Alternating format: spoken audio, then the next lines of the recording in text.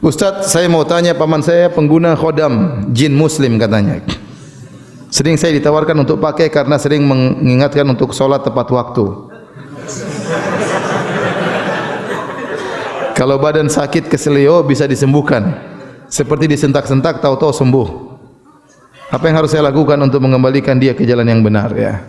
Ingatkan bahwasanya tidak boleh demikian ya.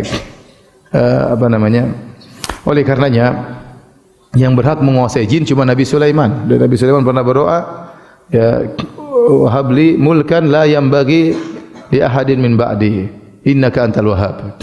Ya Allah, anugerahkanlah kepadaku suatu kerajaan yang tidak boleh untuk seorang pun setelahku. Sungguhnya Engkau Maha Pemberi anugerah. Oleh karenanya waktu Nabi sallallahu alaihi wasallam sedang salat, tahu-tahu ada jin ifrit mengganggu Nabi. Maka Nabi selalu mengatakan famakkani Allahu minhu, maka Allah membuat aku bisa menangkapnya. Maka Nabi pun mencekik jin tersebut sampai Nabi mengatakan aku merasakan dinginnya lidahnya atau liurnya. Nabi cekik dia. Kata Nabi, kalau bukan saya ingat, kemudian saya pun fadzakartu doa akhi, saya pun ingat doa saudaraku Nabi Sulaiman alaihissalam, yaitu ya Allah anugerahkan kepadaku kerajaan yang tidak boleh bagi seorang pun setelahku. Kalau bukan karena doanya Nabi Sulaiman, saya akan ikat jin tersebut di tiang di Masjid Nabawi sehingga pada pagi hari anak-anak bisa melihat jin tersebut. Jadi Nabi tidak bisa menguasai jin. Kenapa? Karena doa Nabi Sulaiman tidak boleh ada seorang pun menguasai jin kecuali Nabi Sulaiman alaihissalam. Makanya Nabi dalam banyak kegiatan, dalam perang Uhud, dalam perang Badar, Nabi tidak pernah pakai pasukan jin. Ya, padahal ada jin-jin yang masuk Islam. Jin mungkin sakti, tapi Nabi tidak pernah, karena tidak boleh bagi Nabi sallallahu alaihi wasallam. Yang boleh punya anak buah jin cuma siapa? Nabi Sulaiman.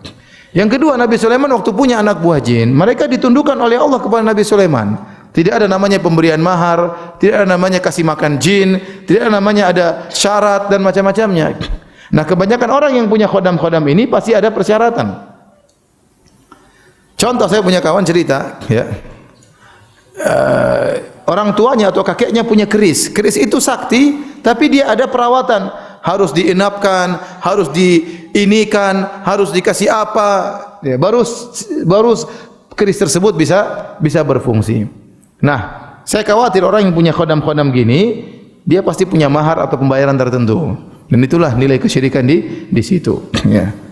Makanya dalam Al-Quran Allah mengatakan, ya ma'syaral jinni qad istaktsartum minal ins. Wa qala awliya'uhum minal insi rabbana istamta'a ba'duna bi ba'din.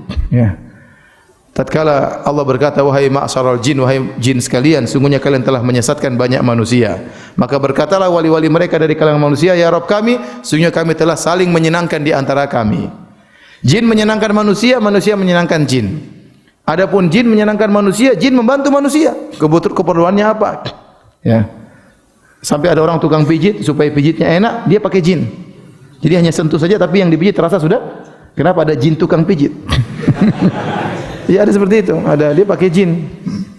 Ya, tukang obat karena pakai jin. Ada jin spesialis seperti ini. Jadi jin menyenangkan manusia dengan membantu banyak kebutuhan manusia. Dan manusia menyenangkan jin dengan tunduk kepada persyaratan yang disyaratkan oleh jin. Dan itulah kesyirikan yang menyebabkan mereka masuk neraka Jahannam. Coba tanya, ini pamannya bisa punya khodam, gimana ceritanya? Ya, pasti ada persyaratan yang dia berikan. Wallahu a'lam bishawab.